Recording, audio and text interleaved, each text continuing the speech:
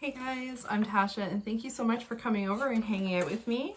Tonight I want to share with you 13 things that make me feel witchy. I saw Justin over at the Witch of Enchantment. I'll link his channel below. He's awesome if you haven't seen it before. He did this and I saw that Kellyanne Maddox did it before him and a couple other witches too, and I just thought I'm going to jump onto the train a little bit late and share a couple things about what makes me feel witchy. I love these videos because it really helps you get to know other witches and what kind of gets them going. What turns their broomsticks, if you will. So I wanted to share mine. My top one is the Horned God, because this is my number one, because this summer for me has been the summer of the Horned God. I'm becoming reunited with him. I'm bringing his energy more into my rituals when I write them and spells when I write them. It's just been a real presence in my life recently. It's just been on my mind a lot. I find myself kind of looking for his face in the leaves or just thinking about him. For me, I love using the devil as the depiction of the Horned God. It just makes sense.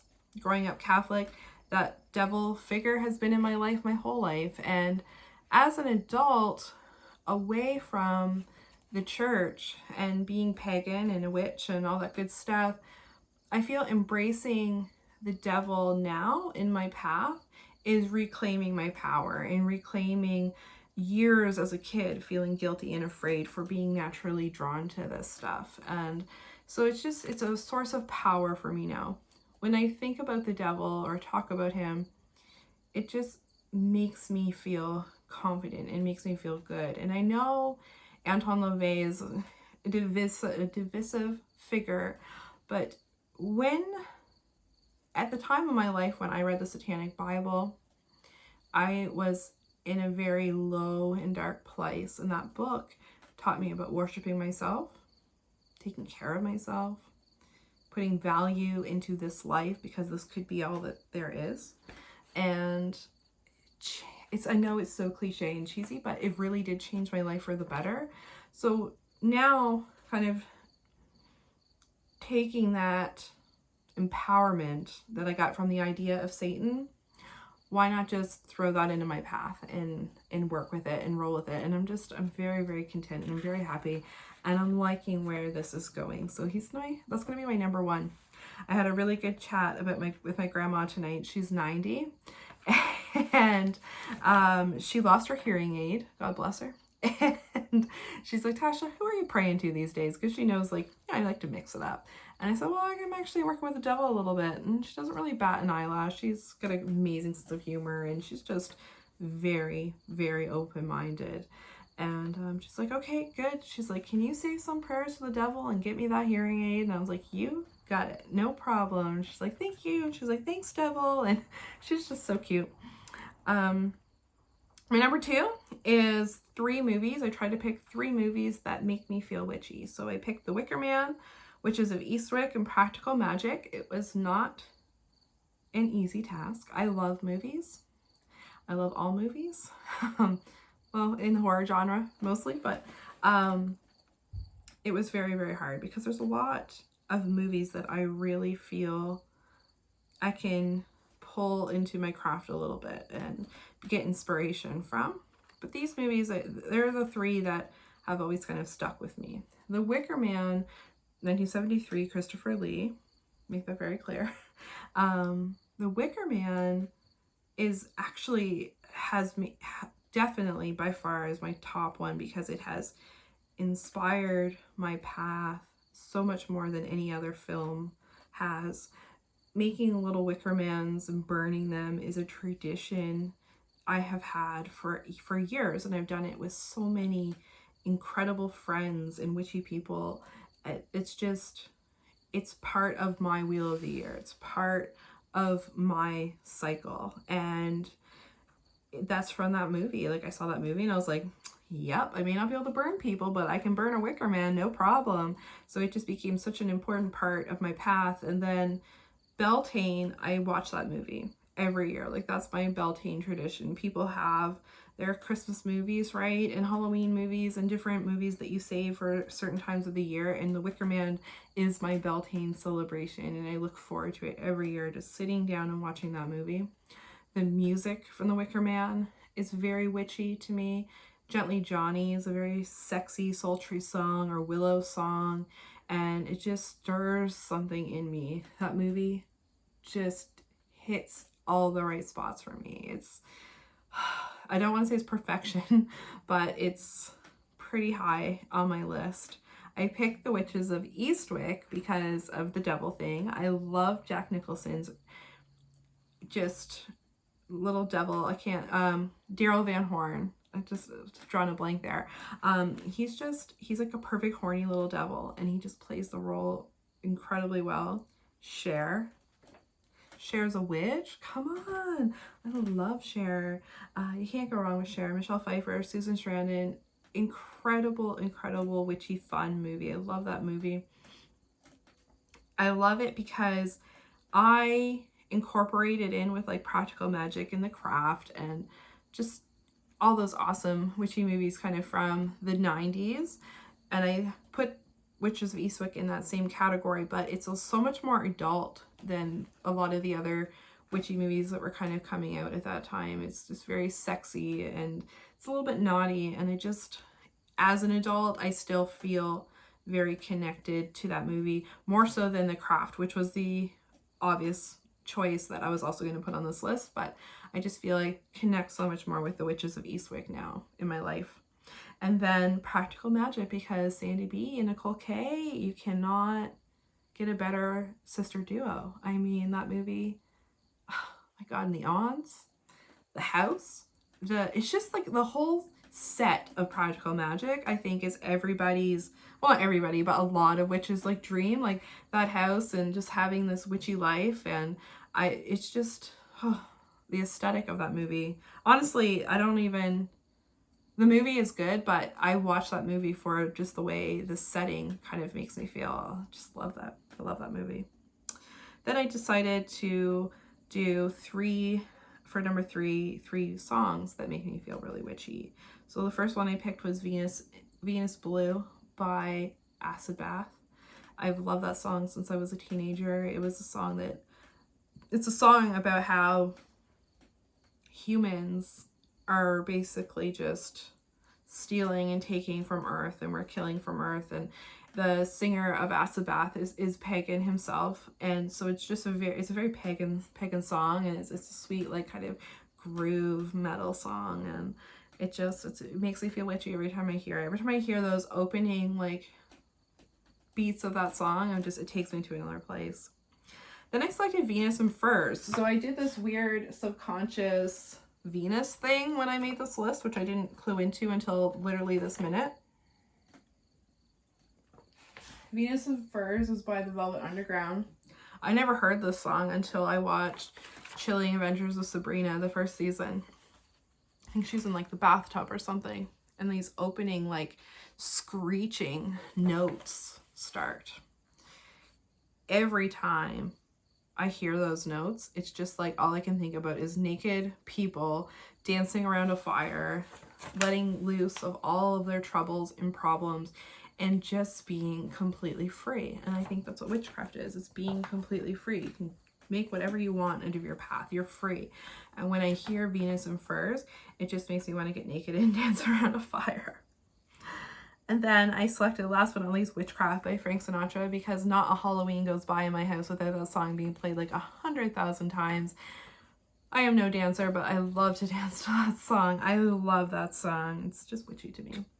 Number 4 is tarot, another obvious thing, but tarot cards are definitely how it's my daily practice, basically, is, if nothing else, I've got tarot cards, I'm shuffling them, I'm looking at them, I'm pulling cards, or I'm doing readings for people. So it's definitely become not mundane in a bad way, but mundane in the sense that it's just become a part of my everyday life and my existence and my identity. A lot of people know me as a tarot reader in town. I'm not from a big area or a big city. There's not a whole lot of tarot readers out there. So a lot of people, that's how they know me or recognize me. It's either the funeral home or tarot readings. I'll take it. So tarot, it's a really big part of my life, and it's kind of where I have experienced magic. How can I explain this? So it's just those moments when, so you're doing a tarot reading for someone, you don't know them. You shuffle the cards, and they shuffle the cards, and they pick it, and you cut it, and you do all these things. And they pull the cards themselves, or picking them themselves, and you start telling them the story based on what you're seeing. It just makes perfect sense to them. It's like the message they needed to hear, or the symbol they needed to see, or the sign that they were looking for. When that happens, I know it could be a coincidence. I understand that. But it happens so much, and not just to me, but just every other person that I know that reads tarot cards, it happens to.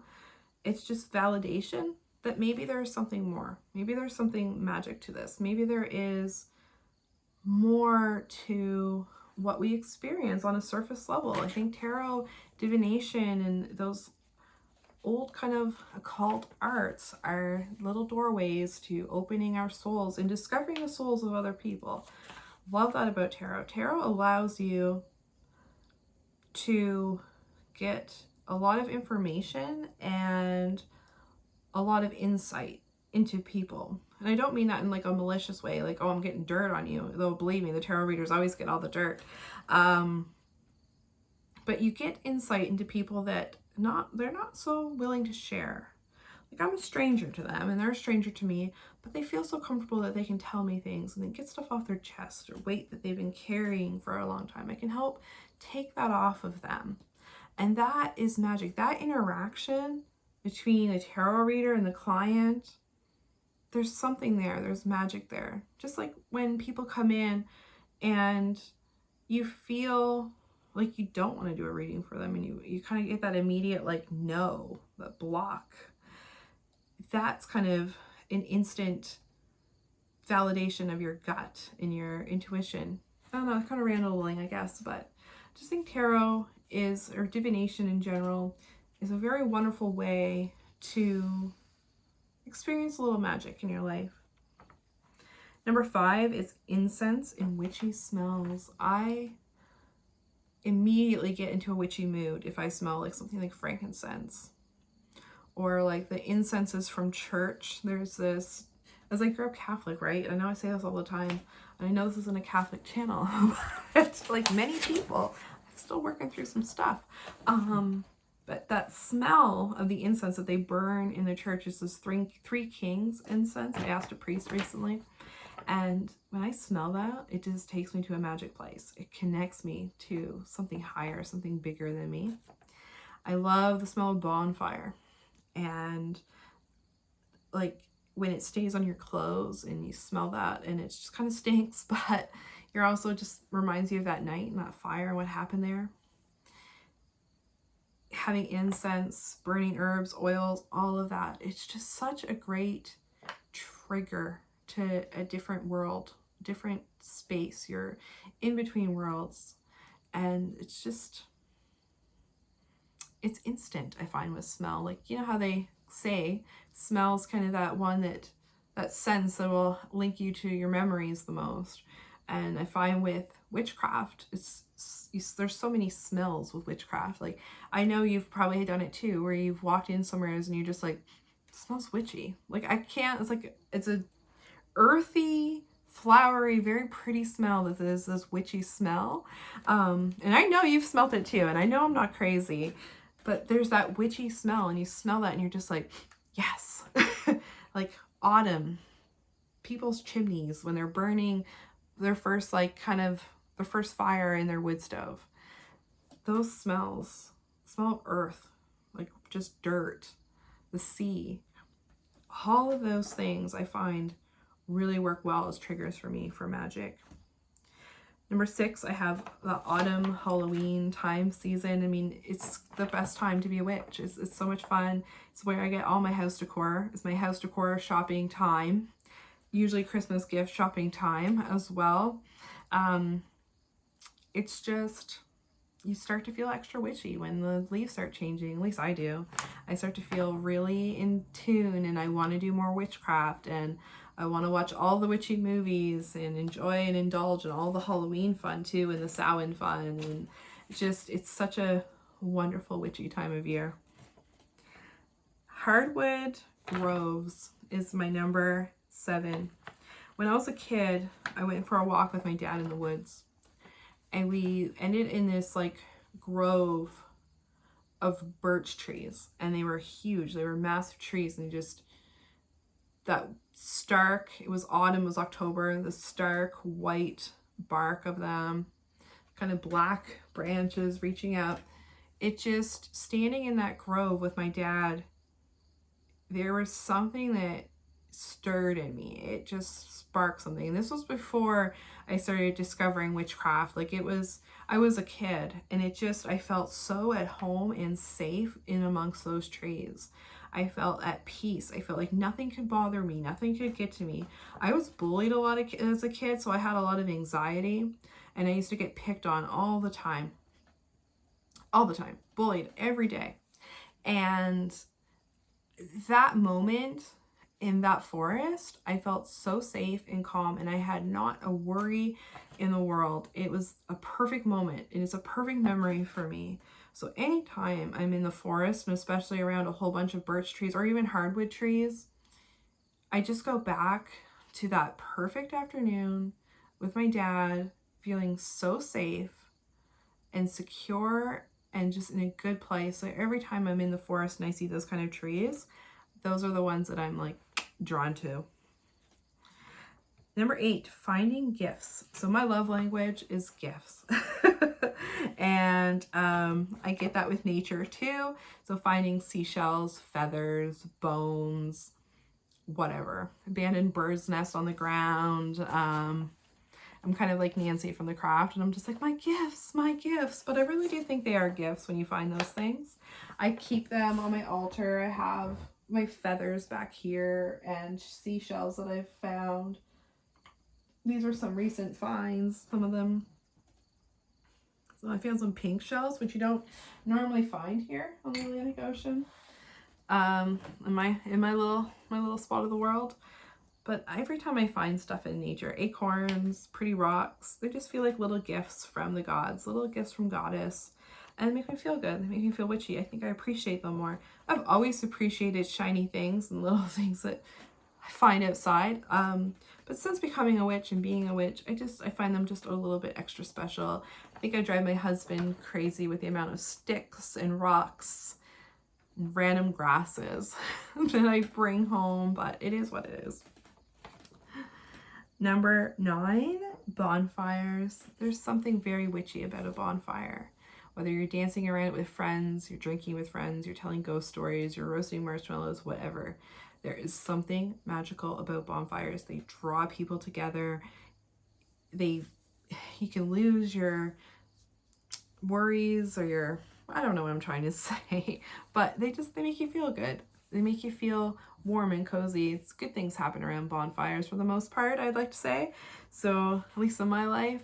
And they make me feel very, very witchy. There's nothing better than having a ritual with a big bonfire in the center if you're able to. It's an awesome feeling. It feels very magical.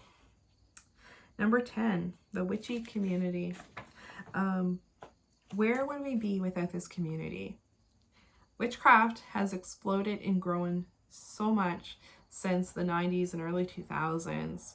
It's incredible. And it's because of this awesome, amazing community. Whether it's YouTube or Witch Talk or Instagram or wherever. The local community, shout out to St. John. It's amazing. We are so lucky to have it. We have to be grateful and remember that this is something newer. This is something like our community wasn't this open and free always. So it's very exciting. We're living, I think, in a very good time. I think it's a good time to be a witch. It's a wonderful time to be coming into the path, and there's all kinds of incredible and awesome people out there sharing their path. So we're very lucky to have the community that we have. I'm very grateful to the people that watch my videos and the other creators on YouTube. And just, if you've ever wanted to make a witchy YouTube channel, just go for it. I was so scared about doing this, but I find it very fulfilling to share my path. So if you've been thinking about it, I think it's better to just take the leap and go for it and see what happens. Number 11, I have my friends. I have wonderful witchy people in my life that make me feel witchy. A lot, not all, but a majority of my lifelong friends are witchy people. And I love being around them, learning from them. Our paths are all very, very different. Unique, just as the people.